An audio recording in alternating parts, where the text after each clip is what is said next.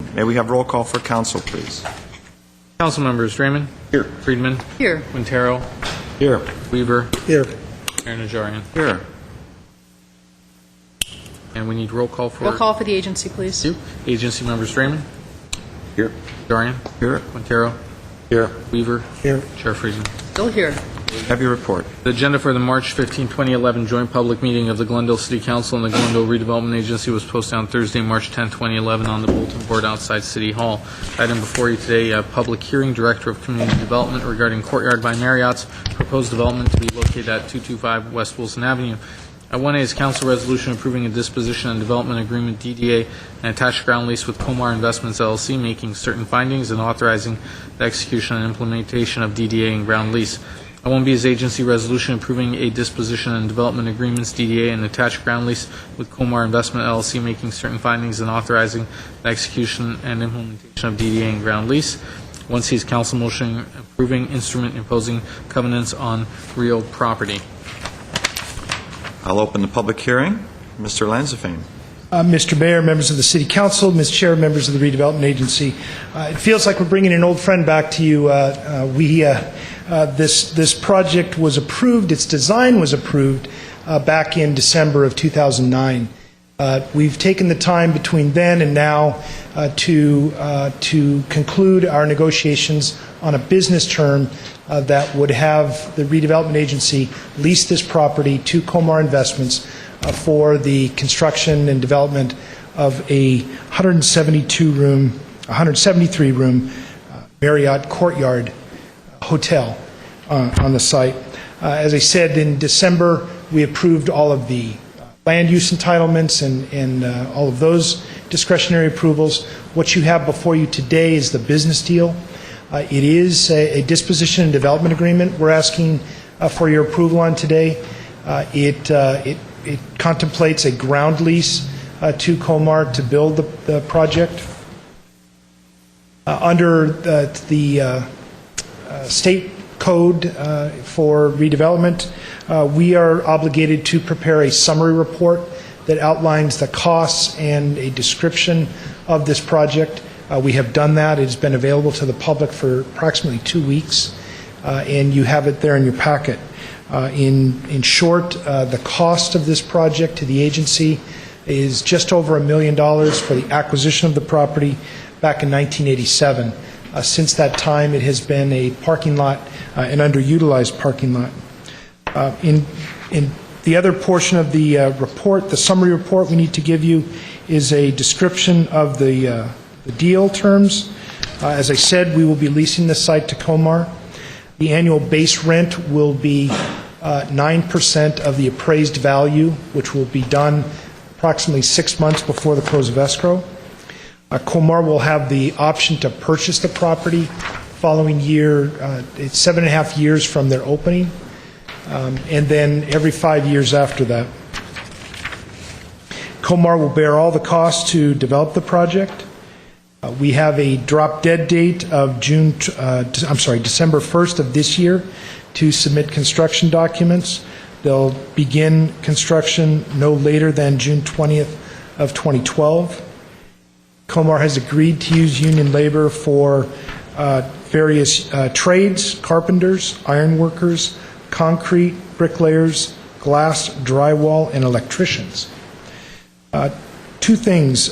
We are asking you to approve an instrument imposing covenants. Under the Downtown Specific Plan, we have either a development agreement or an instrument imposing covenants when a developer wants to take advantage of one of the incentives.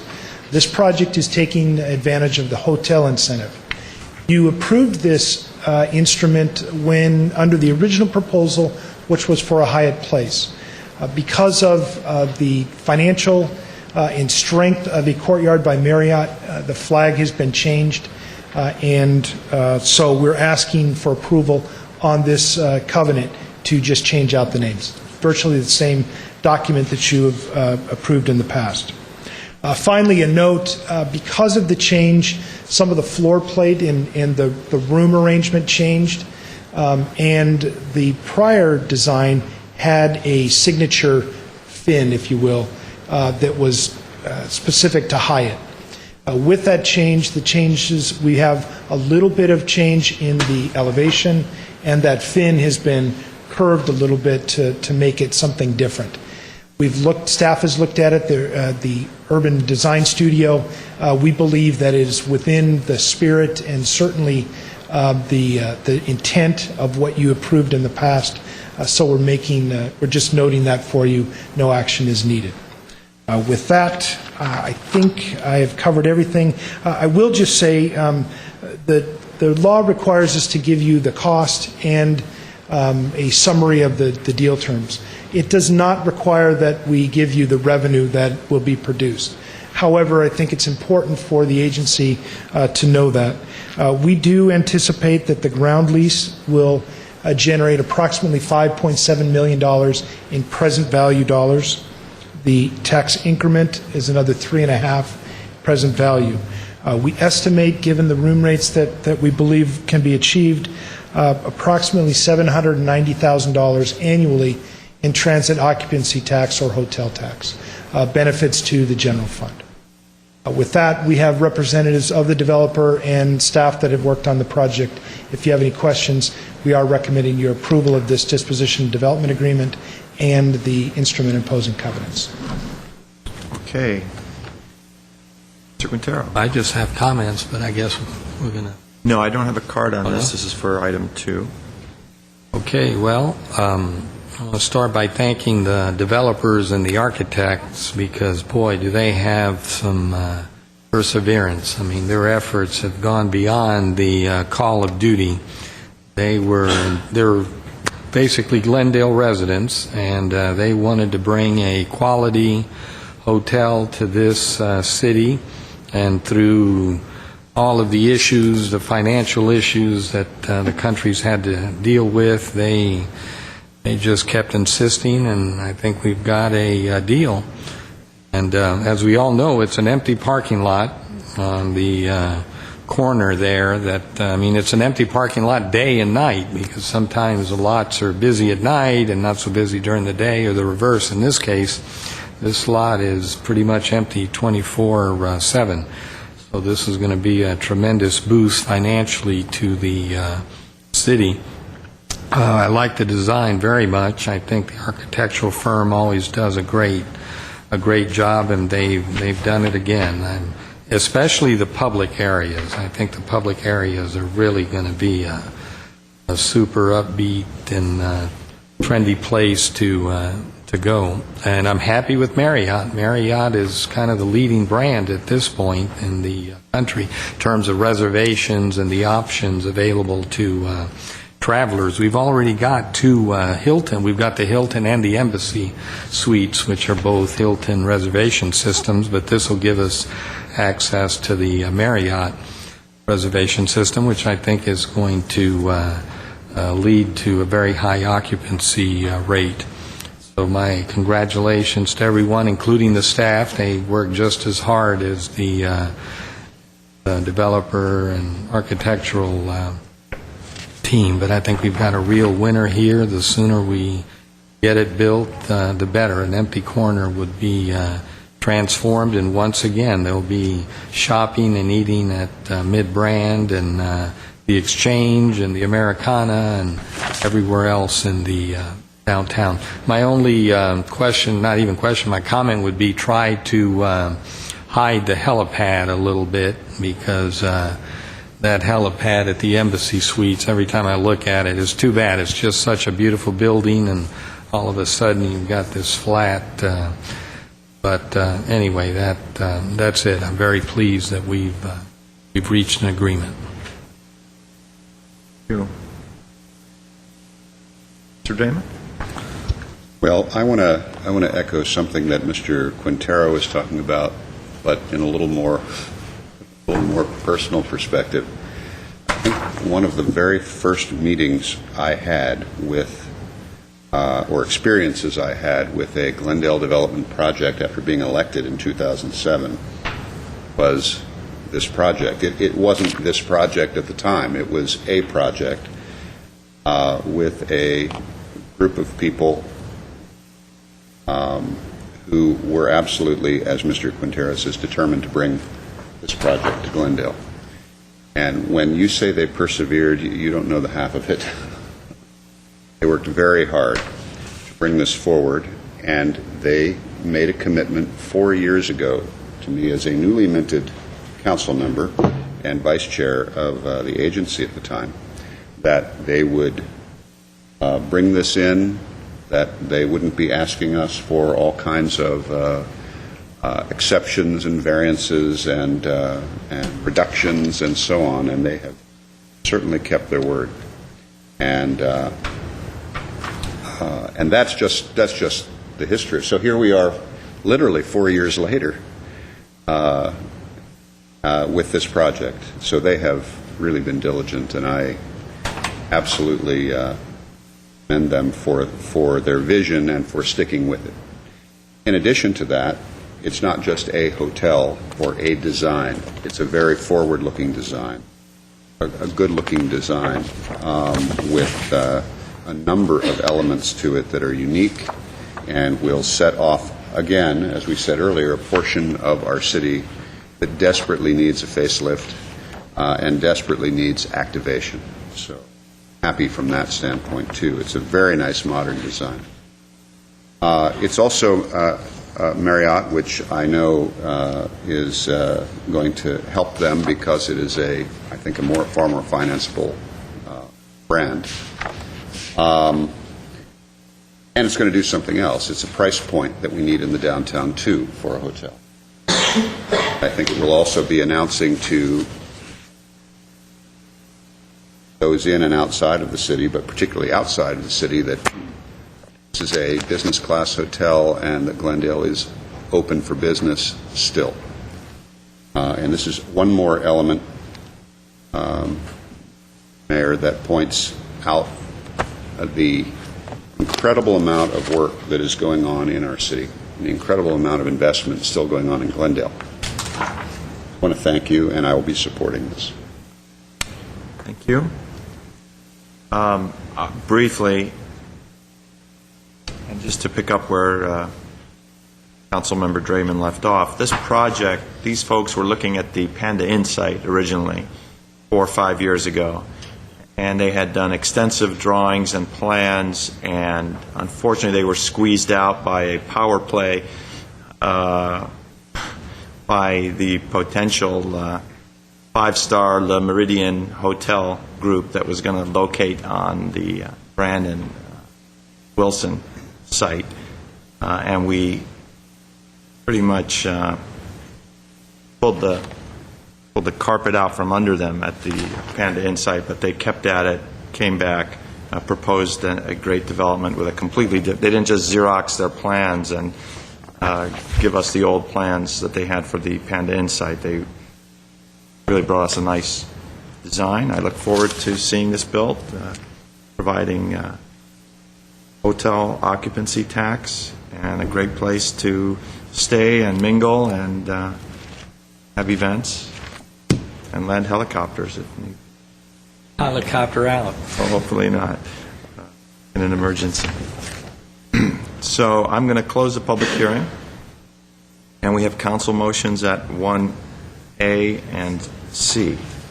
I will move 1A and 1C. Second. Roll call, please. Councilmembers Draymond, Yes. Friedman, Yes. Caro, Yes. Weaver, Aye. Mayor Najarian. Yes. We have motions for the agency, please. I'll move 1B. Second. Roll call, please. Agency members Draymond, Yes. Najarian, Yes. Caro, Yes. Weaver, Aye. Chair Friedman. Yes. Congratulations. Let me just add, what they've done in terms of, the public, I think, is going to really be impressed. What the architectural team has done in terms of the art wall and the public art on the corner, it's really going to be a significant corner, that's for sure. Is it, next item, please. Item 2 is Director of Community Development regarding evaluation of several sustainable construction practices exceeding the statewide mandatory measure required under Cal Green and consideration of a citywide sustainability coordinator. 2A is council motion providing direction to staff. 2B is agency motion providing direction to staff. Sir Ghani. Yes, thank you, Mr. Mayor, members of the council. This is the study session that you requested that we schedule for the building official, Stuart Tom, to go over several options to add tiers to the green building code that you have already adopted for the city. And the second part of today's study session will be presented by Laura Stotler. At the council's request, we have a presentation to do on a green officer or sustainability officer, should the council wish to consider such a position in Glendale. So first, Stuart Tom will give you the layers, and then afterwards, Laura Stotler will give you a brief presentation on sustainability officers in other cities. Okay, Mr. Thank you. Agency Chair Friedman, Mayor Najarian, members of the council. Stuart Tom, building official for the city. If it pleases the council and agency, I'd like to draw your attention to page 3 of your staff report.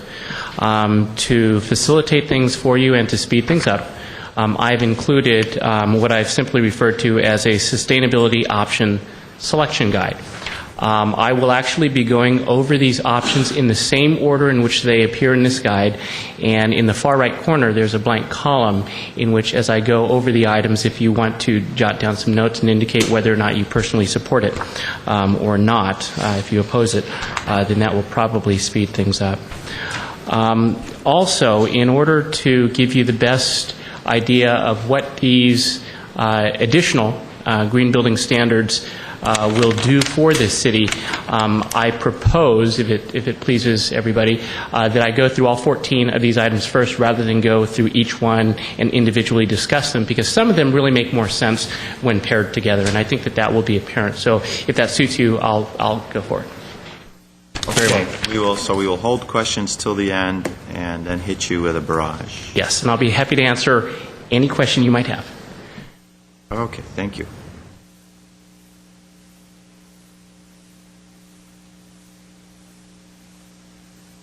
There we go. Okay, just very briefly, as Mr. Hagani has indicated, this study session is actually going to have 2 parts. I'll take the bulk of it, which is the first part, which is to go over the additional standards, and then Ms. Stotler will take part 2. I'm going to go ahead and skip this. I just want to point out that in the timeline, we have gone through this dating all the way back to January 26, 2010. At the council's direction, we held a number of study sessions. I won't go over those dates. But then on January 4th, we had quite a bit of discussion, and the council directed me to have this study session so I should go over in a little bit more detail what each of these provisions would be, because it was clear that if there was a further understanding of some of these provisions, it might garner support. Okay, before we move forward, it's very important that we understand exactly what the minimum mandatory standards are. There are 5 broad categories which all projects are already going to have to comply with in California, and that took effect January 1st. We are not proposing any changes to the minimum mandatory standards under Cal Green. Also of importance is to consider the projects that will be affected by Cal Green. There was some serious concern expressed at the last meeting on January 4th that to impose additional green standards on existing construction could present some hardships to homeowners and existing building owners that might otherwise have to make rather substantive changes to their buildings. I do want to assure everyone that the standards under Cal Green and even those proposed here apply to new construction only. As the state evaluates in the future every 3 years whether or not these standards should be applied to existing construction and additions, any such changes statewide would automatically apply to any action taken by this council today. What the impact of those standards are, there was some desire to have an idea how significant the financial and time constraints added to projects might be. To the extent that's possible, I will try to give you a feel of that, but the experts are still out as far as the jury's concerned on what the actual effect will be. And until California as a state sees a little bit more of these impacts, we're just going to need to wade through it a little bit. So that brings us to where we are right now. What should we add in Glendale?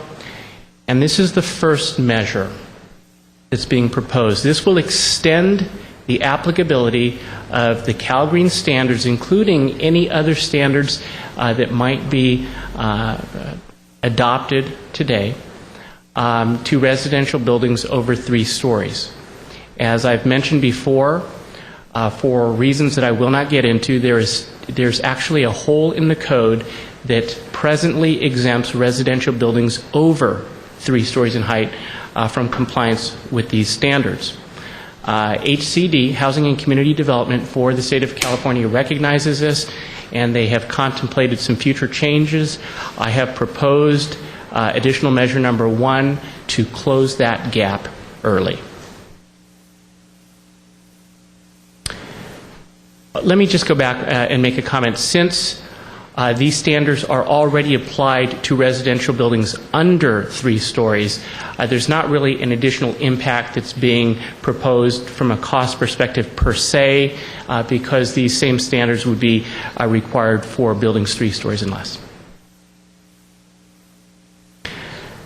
Additional measure number 2, which I've offered for your consideration, is to require that all new projects exceed the California Energy Code requirements by 15%.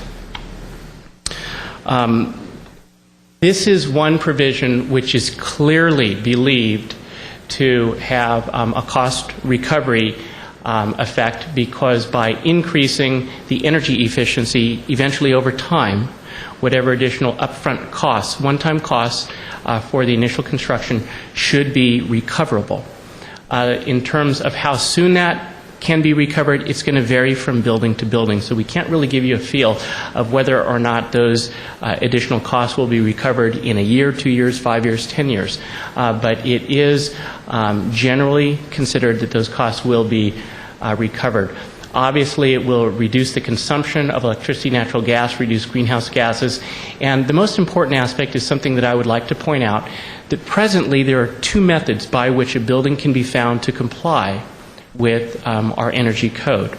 The California Energy Commission allows either a prescriptive method of compliance or an analytical method. Turns out that most new construction projects already go through an analytical method, and so what we're really doing is we're simply suggesting through this proposal that their target, the number of points that they need to earn in order to find compliance, just be changed to a different number. And they can get that any way they want, so there is some flexibility. Whether or not they want to add better insulation, use higher efficiency electrical fixtures, and so forth, that would still be an option up to them. In total, however, what we're proposing with additional measure number 2 is that the overall performance of the building exceed the minimum California Energy Code by 15%. Additional measure number 3 is similar. This is a proposal wherein we're suggesting that baseline water usage be reduced by 20%.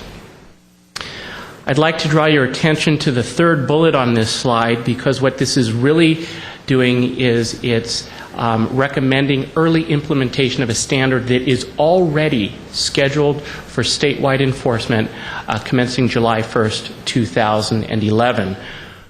What we are doing is we're considering that this is a very, very valuable proposal, that water is a limited resource here, and if new buildings are going to be constructed, that simply selecting the right fixtures to reduce the amount of water in shower heads, toilet fixtures, lavatory faucets, and so forth can make a big difference, and we're simply suggesting that rather than wait until July 1st, we include that with the effective date of these recommendations.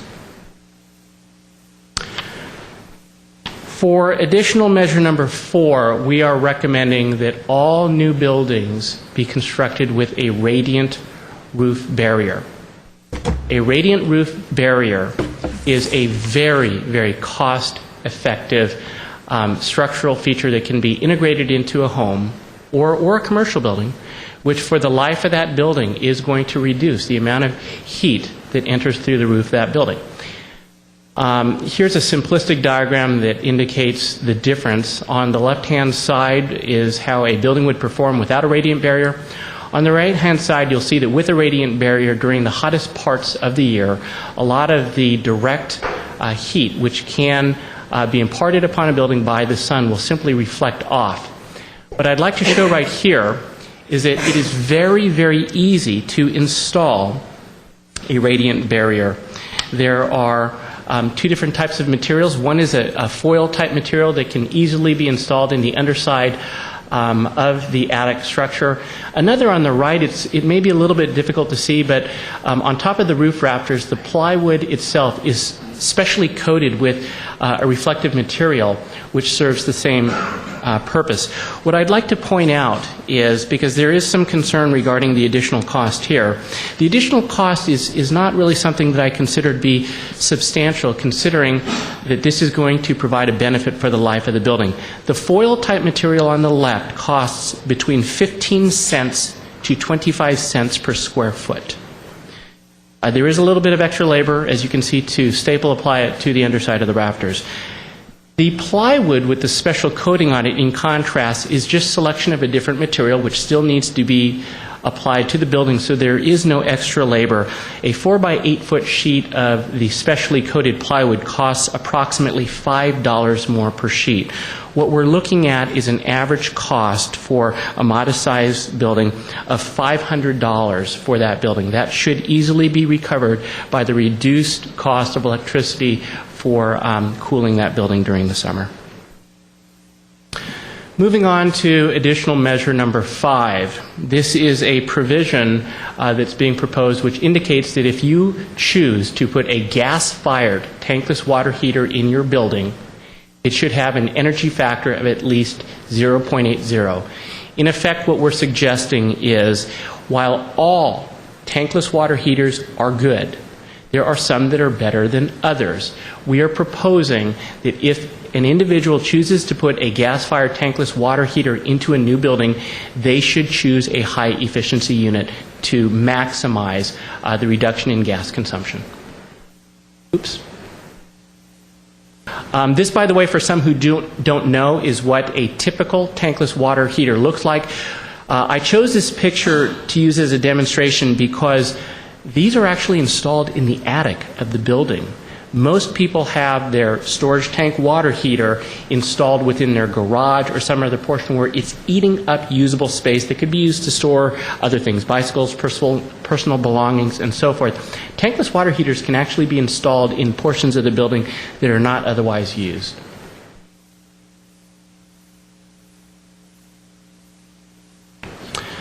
Additional number 6 is similar to the previous proposed measure. This has to do with gas-fired storage tank water heaters. All we're suggesting here is that if an individual chooses to install the traditional conventional storage tank type water heater, we're proposing that they select a high efficiency unit as well. This would be one with an energy factor of at least 0.61. Additional measure number 7, there was some significant discussion last time on this. We are proposing that buildings of new construction be made solar ready. I think that there was some discussion last time that it's clearly understood that one component of this is to ensure that there be a portion of the roof reserved and set aside for the installation of a future solar system on the roof. That should not cost anything additional. This is just good construction planning. There is a slight cost, but it's all but negligible in my opinion, and that is that an empty conduit needs to be run from some area in close vicinity to that clear area on the roof all the way back to the electrical service panel. And of course, this is so that if in the future an individual chooses to put a solar system on the roof, there will be an empty conduit to fish the electrical conductors back to the service panel. On the left, you'll see a typical rooftop penetration. Something as typical as this can ruin your plans in the future to place a solar system on your roof. What people do not realize is on the right, this is what is underneath that in the attic. Vents from heating equipment, water heaters, and other types of features are snaked through the attic, and rather than just indiscriminately placing those obstructions in the middle field of a roof, if they were just located in another location, which is just as easy for the builder to do, they can reserve a very, very suitable space on that roof. So I do not consider this to be a cost item. Item number 8 is a proposal which would require a certain proportion of hardscape in new residential projects to be permeable. What this proposal suggests is that at least 20% of your on-grade uncovered parking, walking, and patio surfaces be permeable. This, of course, is to encourage on-site water retention and to reduce storm runoff. A question has been raised to me while I was preparing this. Would this require all hardscape to be permeable? Because surfaces such as this can get to be rather expensive and costly. And the answer is no. This proposal would require 20% of it to be permeable, and the designer could choose to place that anywhere he or she wanted to. I need to use this slide first because this applies to both of the following two proposals, and this is just to make sure that everybody understands how a residential split heating and cooling system works.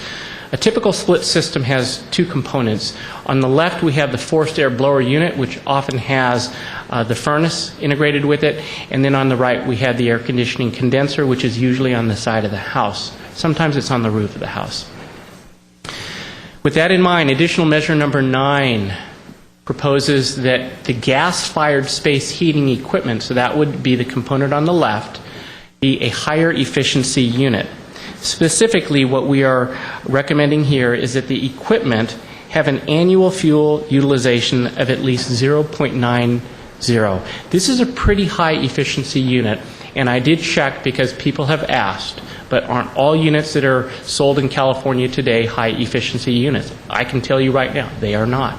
You can go to Home Supply, Air Conditioning Supply, and you can find furnaces that are not high efficiency units. If we do not have a proposal like this, people can put much, much lower efficiency units in their home, and the only thing that would dictate how efficient those units are is what it would take to pass the minimum requirements under the Energy Code. What additional measure 9 is proposing is that we set a bar. So if somebody is going to install an air conditioning and heating system in their home, that the initial unit that they put in their house be a high efficiency unit. I do want to point out that the furnace component of most split systems in residential projects last at least between 15 and 20 years. And so that's a one-time capital cost that will benefit the project for quite a while, and cost recovery is very, very likely here.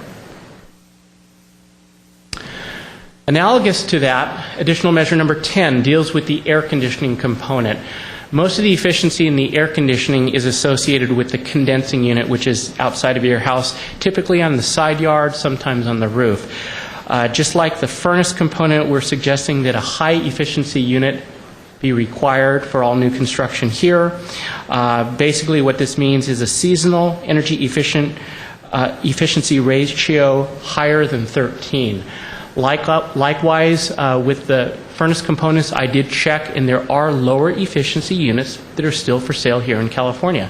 The condensing unit component of a typical residential building also lasts between 15 and 20 years, and so I believe that it is prudent to use a higher efficiency unit when the building is first constructed.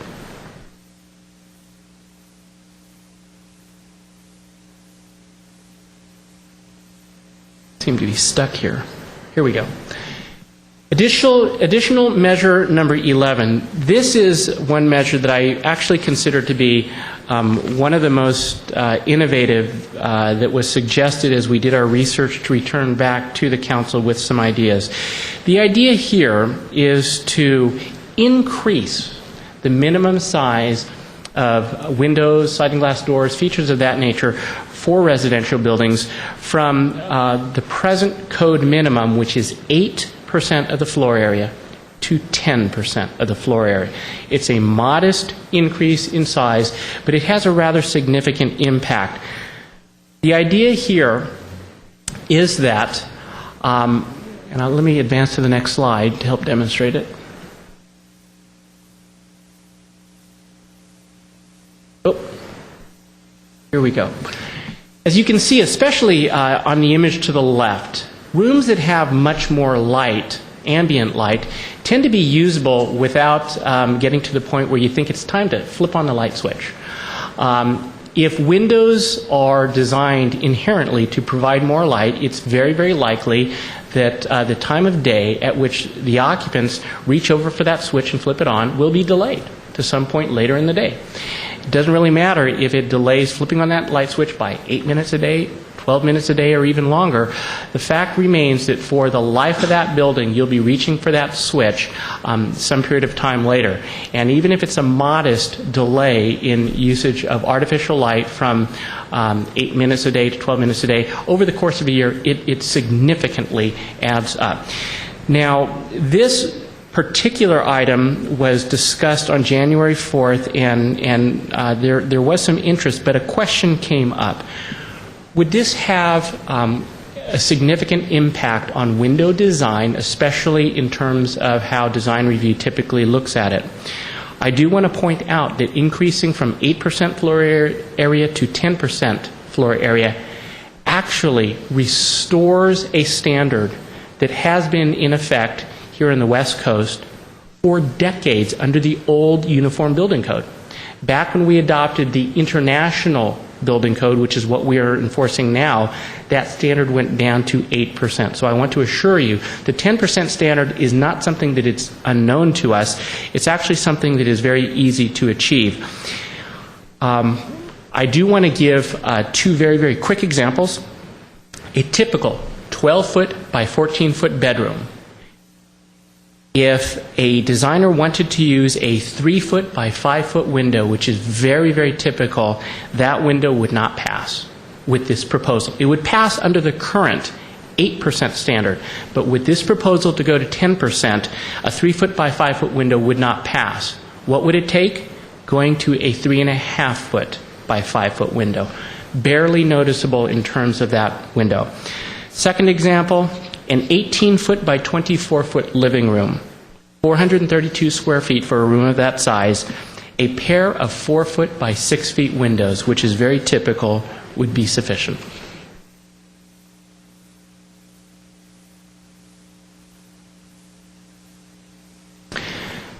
Item number 12, I wasn't quite sure how to label this one, but I actually liked the term that was used by the council. So I refer to proposal number 12 as the monster home proposal. This proposal actually would require that any single-family dwelling over 5,000 square feet have to achieve full Tier 1 status. And I'll just leave it at that. That's pretty clear what this would require.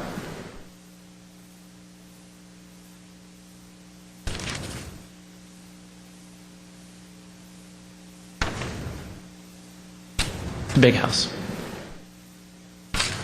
That one's over 5,000. That's the mini Marriott. Okay. I would like, before I comment on the last two of these proposals, to point out that options 13 and 14 were included in the interest of being very thorough with the council, but I actually do not recommend that items 13 and 14 be included, but of course it's your decision. Optional measures or additional measures 13 and 14 are rather forward-thinking ways of eventually and gradually reducing vehicular traffic, which we know does have a significant environmental impact. Additional measure 13 would actually introduce the concept of compact parking for all non-residential projects. It would also require that a minimum of 25% of those stalls be compact design, and it would even require that the design provide preferential placement of those compact stalls. This is actually something that's being looked at up in Northern California, where they do tend to use smaller cars than we have here in Southern California, And the idea is that if you encourage people to drive smaller cars by reducing the number of large parking spaces or putting the large parking spaces further away from the entrance of a building, so in the winter they need to run through the rain to get into a building and so forth, that gradually there might be a slow shift away from driving large SUVs and starting to drive smart cars, Priuses, and things of that nature. In the long run, may be a good idea, but considering the fact that the city is very active in its mobility analysis and that there are studies in terms of downtown parking, I would actually recommend that this type of action be left for a more detailed analysis with the Planning Division. And then the last additional measure, if I can get this to advance.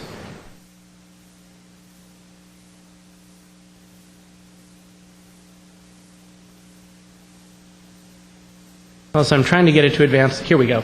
I'll tell you. This one is another rather forward-thinking way of designing. This would reduce off-street parking. A lot of what we do here in Glendale is to increase off-street parking so that we don't have people parking in residential neighborhoods and congesting the streets.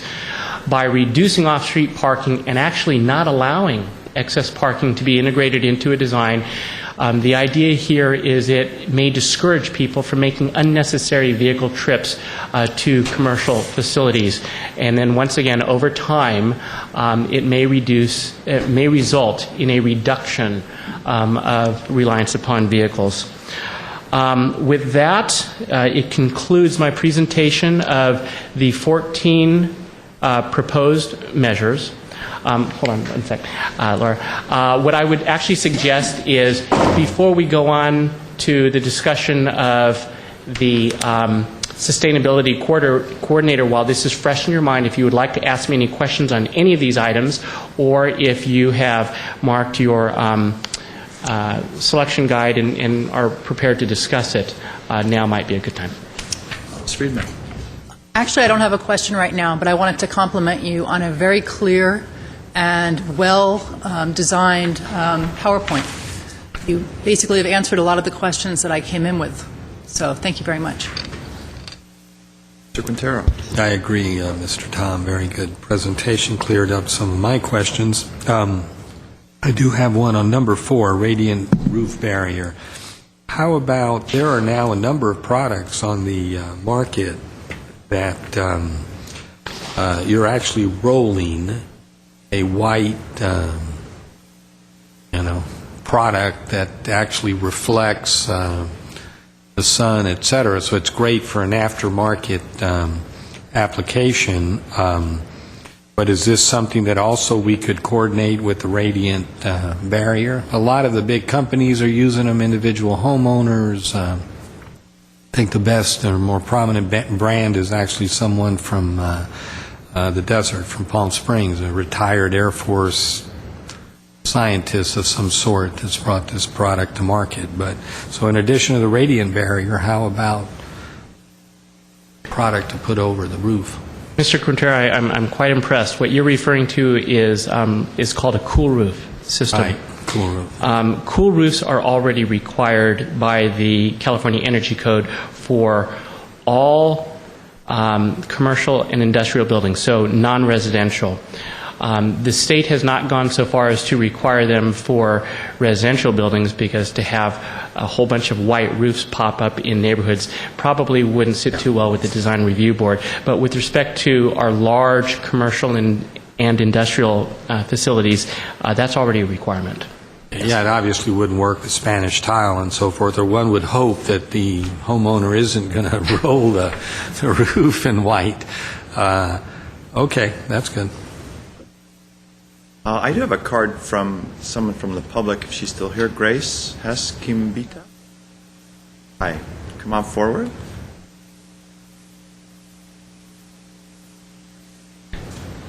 Good afternoon. I'm here as a resident to support the additional measures that are proposed here, and I'd like to introduce myself a little bit. My name is Grace Hespin-Beaton. I've been living continuously in Glendale the last 11 years, but a total of 17 years on and off. I am an educator that has taught chemistry, middle school science, as well as educated parents on progressive educational reform. I am also a supporter of scientific literacy, environmental education, and environmental activism. I remember back in 1990 when I lived just south of Colorado Boulevard, I was surprised and almost appalled at the lack of recycling options available in my apartment, especially as it compared to other cities across the nation. So I decided to do something about it and organize an outside company to carry away the recyclables.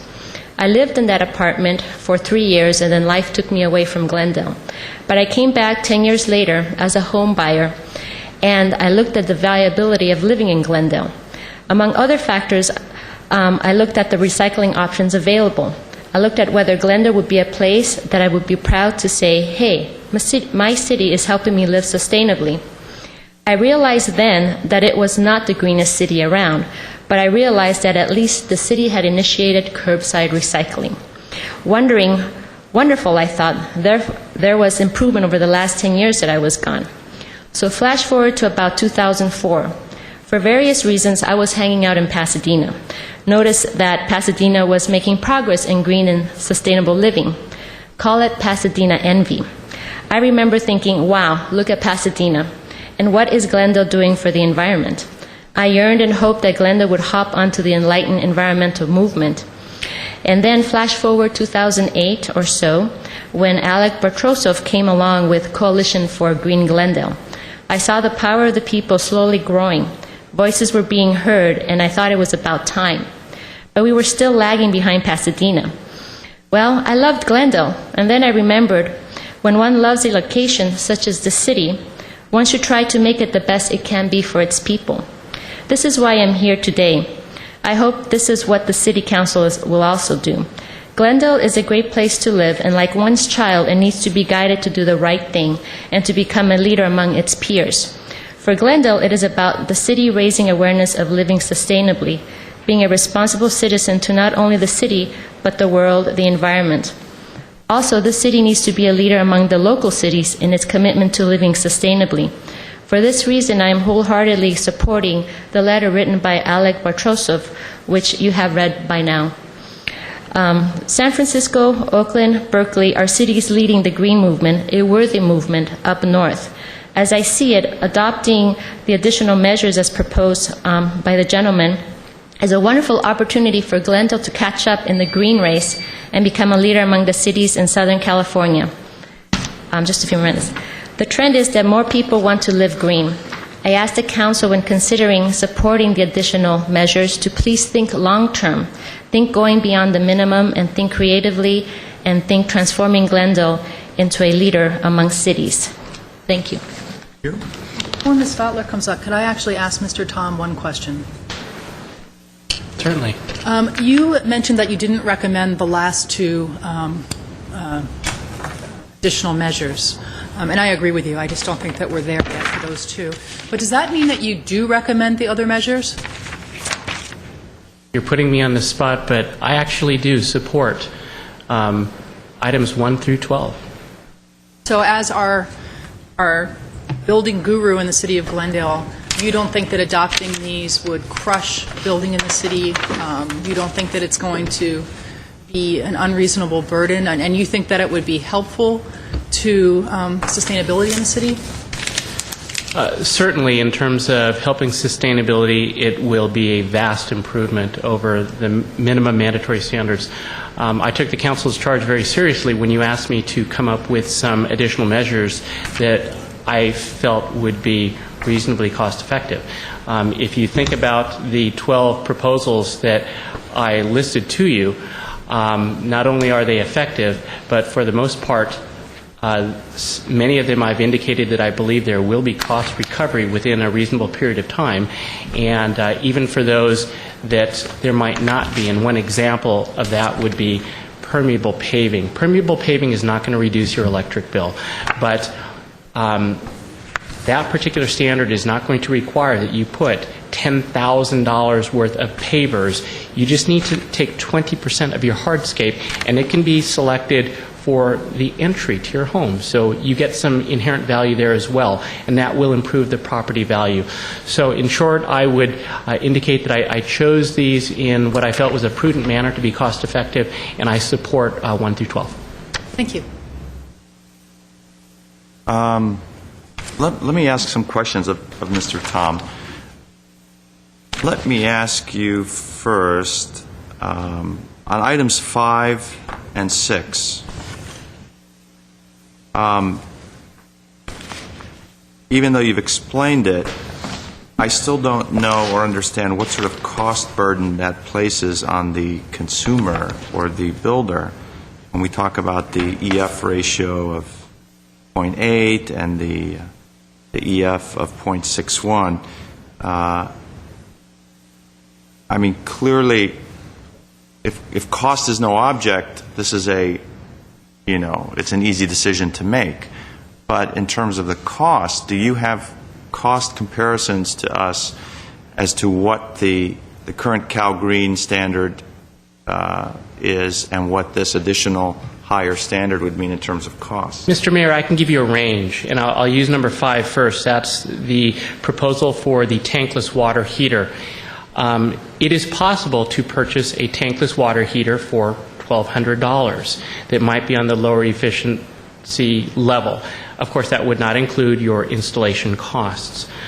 It is also possible to purchase a much higher efficiency tankless water heater, which instead of $1,200 for the unit, it might be $1,800 for the unit. Okay? And one might think that $600 is a large capital expenditure to get to that extra level.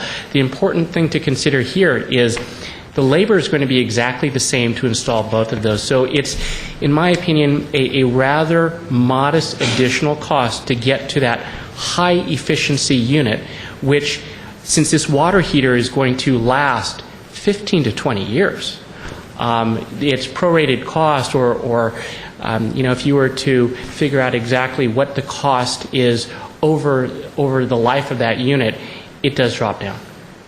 Likewise, for a storage tank water heater, you can purchase a very, very low efficiency unit for about $500. They have them in Home Depot. You can also buy a much higher unit, an Energy Star rated unit, for they're still under $1,000. I'm going to suggest maybe $800, maybe $900 for those units. And once again, this water heater is going to last for a long period of time. The installation cost is the same. We got a letter from the Building Industry Association. They have objections to many of these items. One of them is item 10, where it says that imposing this energy efficiency regulation would violate the Federal Appliance Efficiency Act. What is that all about? Are you familiar with that? Have you seen this letter, by the way? I have not. Okay, this was forwarded to the council people, and that's, I don't know personally what the Federal Appliance Efficiency Act is, and I don't know if setting a efficiency level higher than that would violate that. I mean, that's a question that was recently dropped in my lap, and obviously you haven't had time to respond to that. Mr. Mayor, members of the council, let me assure you that this particular item was not plucked out of the air. All of these items were selected because they exist in either Tier 1, Tier 2, or LEED. It's one of those three. And so if somebody felt that something was going to violate something because either equipment is not available, is not manufactured, I find that hard to believe, because these are provisions that are in current options, even under Cal Green. So those concerns are misplaced? I mean, they're... Well, I don't want to say they're misplaced. It's clearly a higher efficiency air conditioning unit. It's going to cost more money to install that, a one-time capital investment up front. I think that it's a reasonable cost. I would still recommend your support for that item. Did you have a comment on that? Mr. Mayor, I was just going to say, one, I kind of find it hard to believe too, but if it's the policy direction that's what the council wants to go in, obviously you're just giving us direction with which items. That's something we can confirm before we bring back the actual implementation measures? Let me go to number 11. That's a question I have. I mean, that's something you would agree with? You would support that? Actually, item number 11 is one that I agree with the most. Okay. I would venture to guess, without even seeing your homes, that if you were to go back and measure many of your windows, if not all of them, they probably already comply with this. Currently, under the IBC, I feel that we've taken a step backwards, and it now allows people to install windows that are only, in aggregate, 8% of the floor area. I'm proposing to go back and restore it to what we had before because of all of the benefits, including the additional light and natural air that you get from it. Here's my problem. A couple months ago, maybe a month ago, we had a presentation by Walt Disney Company on a design for one of their buildings. And it was energy efficient, it was meeting LEED's standards, but on the entire south face, they did not have. They had very limited windows. So if a homeowner wanted to adopt some of those components, I mean, what's wrong with that? I mean, you're opening up windows, you're also opening up the solar radiation. So where was the objection when Disney came in with of course it's not a residential building, I understand that, but we're talking about efficiency here. Where were the objections when they gave us a design that had very limited windows, very limited light to the southern exposure, all in the name of energy efficiency? So I'm getting confused here about this. Where are we with this? Hey,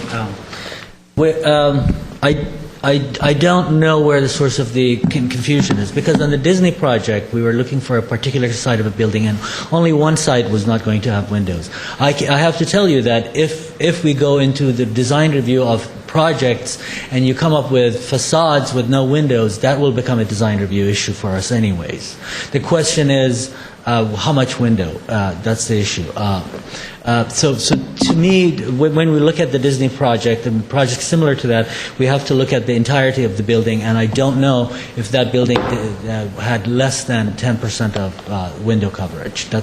I don't remember the exact the different size of that building, but I would be hard-pressed to think that they had absolutely no windows on other sites.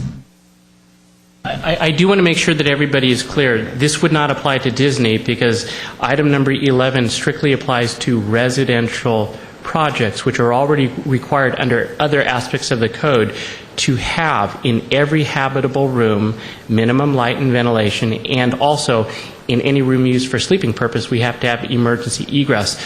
But this provision for number 11 only applies to residential buildings. Yeah, I just wanted to ask kind of a follow-up question because Mr. Najarian raises a good point, and I actually was a little confused by that as well. So is what you're saying, I think what I got from Mr. Hagani is that building, that you could still, even in a residence, possibly have a side of your building, maybe, I don't know what the hottest side is that the east-facing side, west-facing side? South. South, okay. So the south side could be blank as long as you had enough windows on the other sides of the room? The code does allow provision of light in a habitable room through a concept that's referred in the code as derived light. So if I have another room adjacent to the room that I'm trying to provide the required light, and the rooms are reasonably open unto each other, it is permissible under the code to have larger windows in one because some of that light is naturally going to spill in. And if that is an effective method of not providing fenestration on a south-facing window, it would still be permitted here as Okay, well. so you could still make that, Sure. you could still do something that would be more energy efficient in terms of insulation by not having windows on possible, which I think from the Disney building, that's what they did. If I remember correctly, I think one side had a lot less windows and the other side was almost all windows. Okay, thanks. Let me ask you another question. Certainly. About the permeability of the uncovered parking.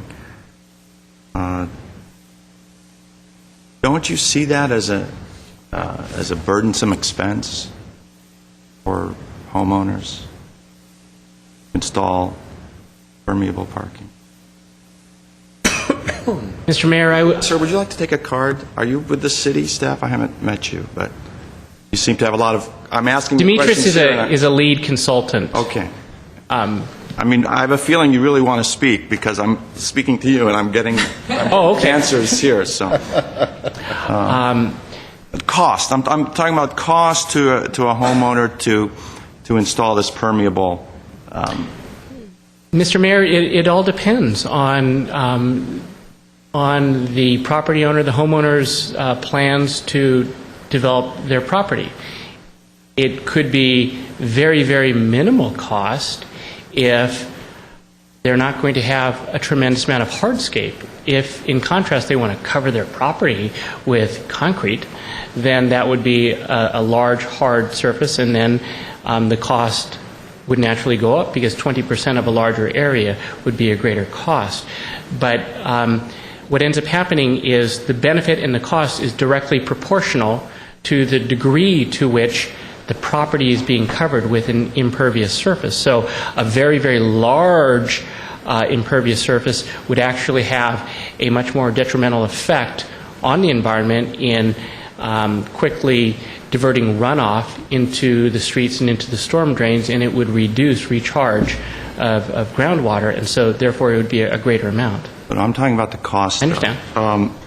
Would you see Steve Zern once in a while around. Would you describe his experience and the cost involved with trying to put permeable concrete on this back parking lot, a minimal cost? No, I would not. I mean, it was a hassle, wasn't it? He tried to put it in, it was cracking, it was not... I mean, do we want to subject our homeowners to that? Keep in mind the requirement of 20% permeable paving still leaves open to the owner a tremendous amount of choices. Whether or not the homeowner chooses to attempt permeable concrete, which I can't really see very many homeowners wanting to do. And I think in retrospect, we realize that that may not have been the best choice for our parking lot. There are a lot of very, very attractive types of interlocking pavers, grasscretes, things of that nature that can be chosen and integrated into the design, and that would be left up to the owner. Okay, so I did get the card from Dimitris Kalapsis. Is there anything that you'd like to answer that Mr. Tom? Mr. Mayor Nigerian, thank you very much. Sorry about the interruption. I think it's a matter of passion. I saw your passion. That's what I was commenting. Sustainability consultant. I'm also on the board of directors for the U.S. Green Building Council.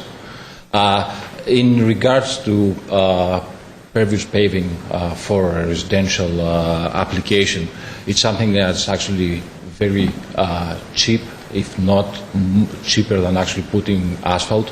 It's something that most homeowners tend to want to do because they want to put some type of design in the driveway instead of having a black carpet of asphalt.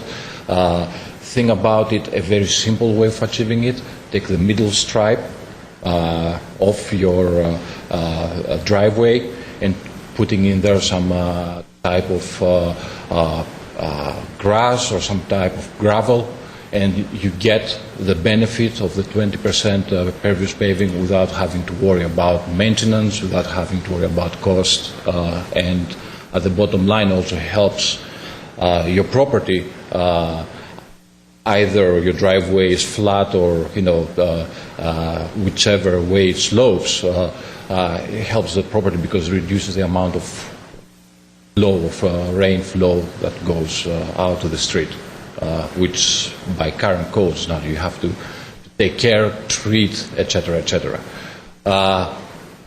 As far as that requirement for more energy efficient apparently concerned, the federal code tells you that you cannot install something that does not meet the minimum requirements.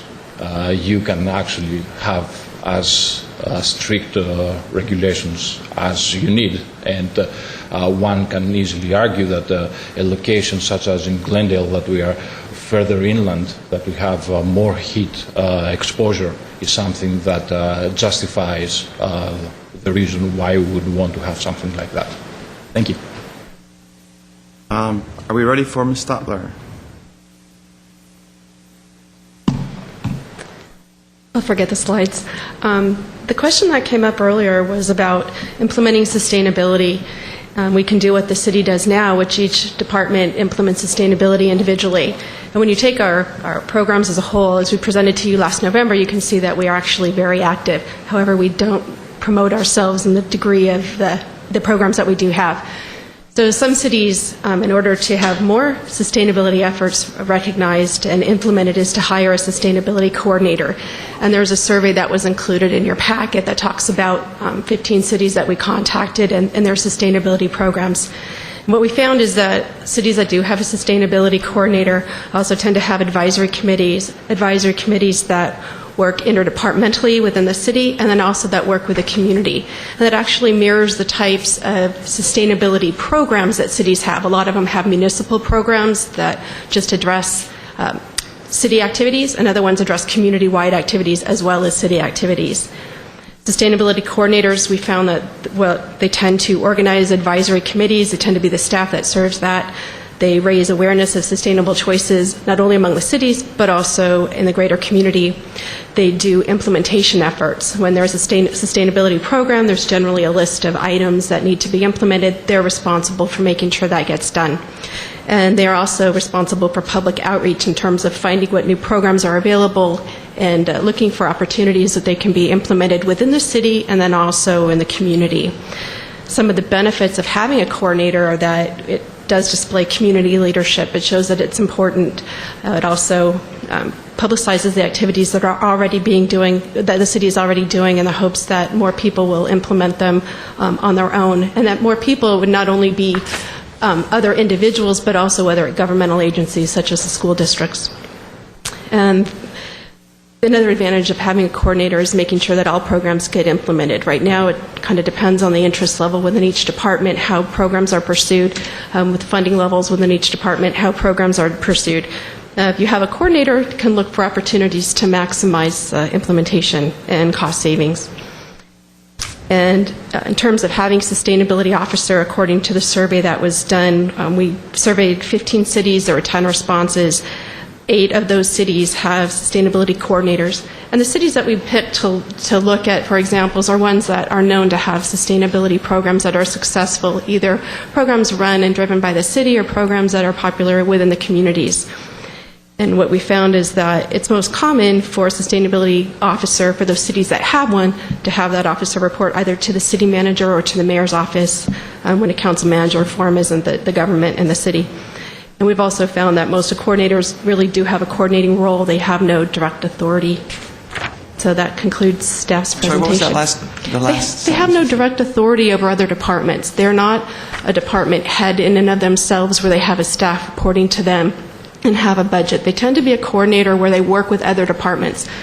So you'd have a role where they would assist if someone's putting together a budget or a program. They would review that to see, okay, is there a way to make it more sustainable? A lot of times they'll look at financing or purchasing programs. If someone's doing a purchasing option, they'll assist with that. If someone's doing a project for Public Works, they'll take a look at that program and see, is there a way to make it more sustainable? For instance, we have some cities that we know of where they actually look at things like Public Works restriping to make sure that we have things like bike lanes. So that's just an example. Okay. Question? Laura, did you or did anybody do any analysis in the cities that have sustainability officers of whether they found cost savings that justified the salary of that employee based on,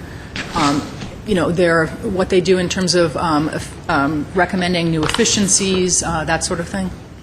Yes, definitely. Within many of the cities that we contacted, there absolutely have been cost savings. A lot of times the sustainability coordinator is responsible also for grants related to sustainability, so oftentimes they are self-sustaining because of cost savings. And there's, on the survey that's included with your staff report, there's a discussion of budget, and it talks about how sustainability coordinator positions are paid for in other cities. Before Laura sits down, what's the estimated cost on an annual basis? don't have a budget of how much they actually pay in the different cities for a Did you sustainability get that coordinator from the other cities? position. Did the other cities submit their budgets? Your survey? No, I did not get their budget. But would it be possible, if we were to try this, to try it for a year and see whether the cost savings that this person incurred, justified that salary? Well, let me respond to that. It may be difficult, depending on how you staff it. If you're going to take that approach, you need to staff it either on a contract basis or somebody realizes that their job may not be permanent. And I don't offhand know what the cost would be. I'm not sure what the salaries run for these positions. My guess is, with benefits and others, you're probably in the $100,000 range, I would think, for a position fully loaded. Son, do you have a sense? Yes, they tend to be the equivalent of our senior staff level, senior planner and up. Then you're So they would be more. around $120,000 without the plus support benefits. staff. Yes, right. Without support staff. Well, my comment is just that if we're worried about the cost at a time when we have a hard hiring freeze, that if we tried it, because it sounds like there are cost savings from having this person, and Laura seemed to indicate that the cities that had them felt that there had been substantial cost savings from the work that they did, that maybe we could do this on a trial basis, on a contract basis, and do that analysis and really see. Well, and we might do both. If the council has an interest, let me suggest that we put together a budget as well as look at what the likely savings may be over the course of the year. I frankly would be hesitant to go into this thinking we're going to do it for a year and then we'll evaluate it. We should go into it having some anticipation that long term it's going to be successful, and then certainly evaluate it to see if we hit our marks or not. Because my guess is some of this may be long-term savings, and so it may be potential losses in the beginning that build over time and save you money. The other thing is a great deal of our focus is in the general fund, and there may be a way to set this up because it would likely have benefits to all the various funds of the city, certainly to the major operational funds, especially those that are the enterprise funds, in which case a good portion of these costs may be able to be distributed as part of our general cost. And I'm thinking of our utilities, our infrastructure, enterprise operations, and those kinds of things, as well as the general fund, and look at how those costs may be distributed. If the council has an interest, my suggestion would be we put together a feasibility plan for this to show and get more information on what are the kinds of things that were implemented and what might we likely expect over the course of at least several years of a program, because my guess is you probably can't give it a fair evaluation in 1 year. Thank you. Comments? I have some. Mr. Quintero? Yeah, I wouldn't be interested in doing it just for a year. I would like to have the staff continue to work on it. Maybe we can figure it out as part of our budget process. I do think that position would be housed or should be housed in the city manager's office so that it can sort of coordinate all of the different departments, although I see it could be in planning, but then I wonder GWP and Public Works take on person operating out of planning. But I think we should move forward on the issue. In terms of the different, Stuart Tom's presentation, I agree with all of the 1 through 12 standards. And then on 13 and 14, to me, it's sort of a planning issue and part of our mobility plan. And yeah, I'm prepared to, kind of continue to talk about 13 and 14. But certainly today, I agree with 1 through 12. There's no question that it makes sense to do it. I don't think financially it's going to impact your average homeowner or developer. They will get their money back at the end of the day, no matter how long the payout is, but the payout will be there, and I think it makes a lot of sense, so I'm for 1 through 12. Okay. Friedman? Well, I'm really happy to see this come forward, something I've been asking to see for a couple of years now, especially the part about the sustainability coordinator. I'm fully in support of all of the options except for the last two, because I do think that those should be handled, those types of issues should be handled through the planning department, because they have bigger ramifications than just sustainability. one little note before I make my other comments is that we will need to go back and look at, if this does proceed, and look at our incentives in the downtown with relating to green building standards, because right now we're incentivizing some of these things that are in this. In my mind, in terms of sustainability, Glendale has always done the minimum, while other cities around us have been a lot more aggressive and progressive. Yes, I'm concerned. Now, first, I think it was really crucial to explain that this does not affect remodels, new additions, older properties. You don't have to go out and try to retrofit your 1930s home that, probably is still using two-pronged instead of three-pronged outlets. This is only for new construction. And from what I've seen being on Design Review Board for 5 years, the majority of new construction in the city are done by developers and speculative builders. So what happens, from what I've seen, is they'll put in the cheapest, most low-efficiency appliances because they want to maximize their bottom line, and the person who ends up paying for that is the homeowner, the person who buys that property, because now they're stuck with these this low-efficiency equipment and higher utility bills as long as they own the home, or else they have to go back themselves and swap all that out, which I just don't think is right. But more importantly, we are in, if you believe the analysis, which I do, we're in a real crisis when it comes to climate change, certainly when it comes to water in this area, and no one can deny that. And we really have to sometimes make some small sacrifices or large sacrifices to deal with that crisis. And I think that these are small steps that really go a long way. They've been very carefully analyzed, very carefully thought out to be the programs that give us the most bang for the buck. And, a lot of times we get asked as council how we can allow more development when we are in these crises in terms of resources. How can you allow more building? And to me, this is the answer, that if this building is to be allowed, it needs to be the highest efficiency that it can be. It needs to take the smallest amount of environmental impact that it can, and it needs to be a model for how we can live in the future with a population that is growing regardless of how much building we allow. So I think it's really, I was surprised at how the economic analysis you were doing and how inexpensive a lot of these measures are. In terms of permeable paving, my husband's a landscape designer. 20% of your hardscape, given that we have, pretty strong codes here in terms of the amount of hardscape you're allowed to use in a residence, is really very small. And we're talking things like pavers, interlocking pavers. It's not, it's not like we're requiring some huge amount of new hardscape.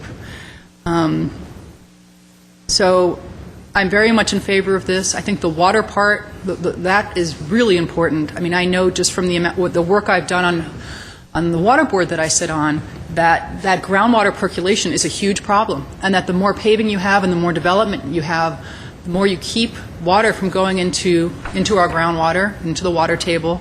And it's something that cities are trying to reverse right now, and this is a way that we can at least help going forward.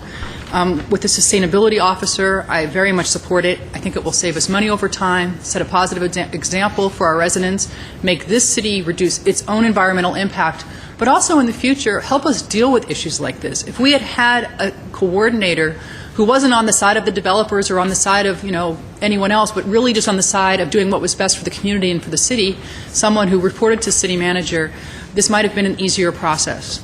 So I support that as well. Thank you very much. Mr. Draymond? I am going to support 1 through 12. I'm also going to support the sustainability officer, if you will. I wish we could have a better title than that, however. Sounds so dry. So Berkeley? Yes, it sounds very Haight-Ashbury or something. I don't know. Anyway, I do think especially that last part is going to be very important. If we're going to move forward, there's not just the issue of facilitating that movement smoothly, but sort of helping with the retraining and education of direction of development that is now going to be moving in a different direction. So that's important as well. Mr. Weaver? I support 1 through 12. And I was thinking when we talk about the windows, it used to be 10, we went to 8. willing to bet just about all the houses in the historical districts, whether we've listed as historic, had the 10%. And bingo, it's now in style maybe. Now we're back to 10%, so not a bad thing. That's it for me. Thank you. I do not support the blanket 1 through 12. I have issues with number 2. I still have questions on 5 and 6 regarding the costs. I do not support number 8. I do not support number 11.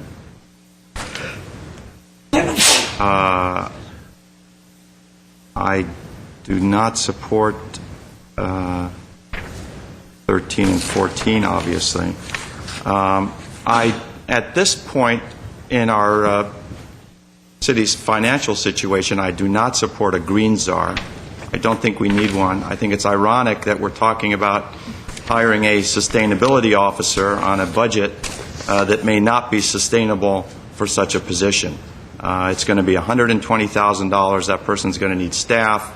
Before we know it, we're talking about maybe $200,000 and above at a time when we're cutting programs, we're cutting police officers, we're cutting firemen. I think that if these standards are adopted, Stuart Tom, I mean, you heard him stand up and defend quite admirably many of these issues. He's certainly well versed in them. There's no reason why these issues cannot be ingrained in our organization in a holistic manner rather than create a silo of a green office of the green person, czar. I don't know, maybe czar is a harsh word, but when I use that term, I mean it's Czarina. Someone, or czarina, someone whose authority and whose influence transcends across the board in many different aspects of the organization. Those concepts should be ingrained across the organization and not be left to one person to give a thumbs up or thumbs down or to be the person upon whom responsibility is laid. I think this should be part of the budget process. I mean, we need to find out what this means. Last week we just hired a senior planner. Why wasn't this brought to us in one package? I would feel much more comfortable in affording funds for this green person if we hadn't just put this senior planner position on was it planner? Wasn't not a senior plan checker? Something. I mean, plan checker. I mean, we just added a position, and we have a hard hiring freeze.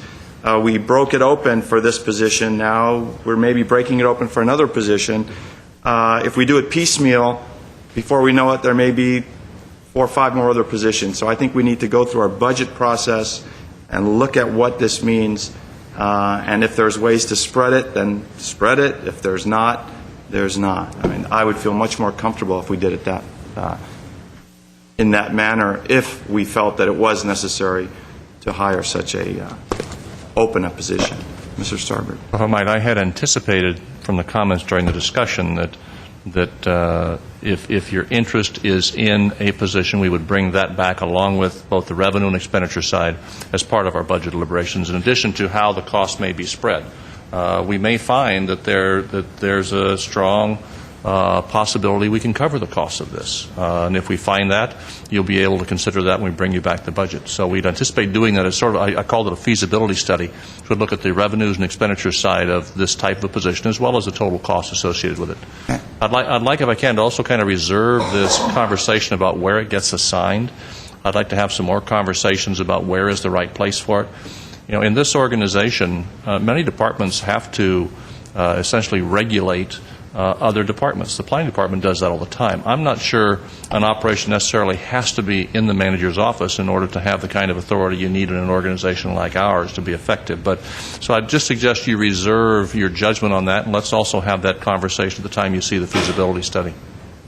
I imagine that if it is created, this would be a civil service position with a job duties creation. Certainly if it's more than 1 year, yes. It wouldn't be... will this person be able to tell Stuart Tom he's wrong and go to to Hassan Harani and say, no, you're wrong, I'm the green officer, and you need this? I mean, we need to find out, we're adding someone else into the That's if the City council has interest, that's what we would relationship. define further when we bring the whole plan back to you as part of the budget deliberations. This was to give direction? Is that what- I'd like to make a motion, Mr. Mayor, for 2A with adopting 1 through 12. Second. Let me get the agenda before me. Just general direction. I'm sorry, it's It was direction on the items in the report, so Okay. Mr. Weaver's motion covers the items. okay, he covered 1 through 12? Correct. There was a second. Okay, Was a second. and there was a second. Leaving out 13 and 14, obviously, I guess. Okay, roll call, please. Councilmembers Draymond, Yes. Friedman, Yes. Quintero, Yes. Weaver, Aye. Mayor Najarian. No? And I'll move the same for the agency, 2B. Roll call, please. Agency members Draymond, Yes. Najarian, No? Quintero, Yes. Weaver, Aye. Chair Friedman. Yes. Move to adjourn for the council. Second. Move to adjourn for the agency. Second. When will we come back?